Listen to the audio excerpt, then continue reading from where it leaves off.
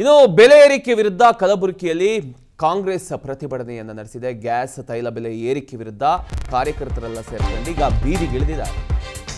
ಬೆಲೆ ಏರಿಕೆ ವಿರುದ್ಧ ಕಲಬುರಗಿಯಲ್ಲಿ ಕಾಂಗ್ರೆಸ್ ಪ್ರತಿಭಟನೆ. ಗ್ಯಾಸ್ ತೈಲ ಬೆಲೆ ಏರಿಕೆ ವಿರುದ್ಧ ಕಾರ್ಯಕರ್ತರು ಬೀದಿಗೆ ಇಳಿದಿದ್ದಾರೆ. ರಸ್ತೆಯನ್ನ ತಡೆದು ಕೇಂದ್ರ ಸರ್ಕಾರದ ವಿರುದ್ಧ ಆಕ್ರೋಶ ವ್ಯಕ್ತಪಡಿಸಿದ್ದಾರೆ.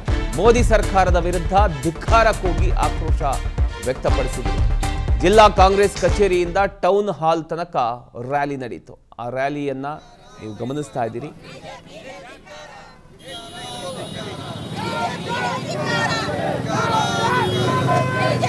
ಮನೀಶ್ ಆಯ್ತಾ?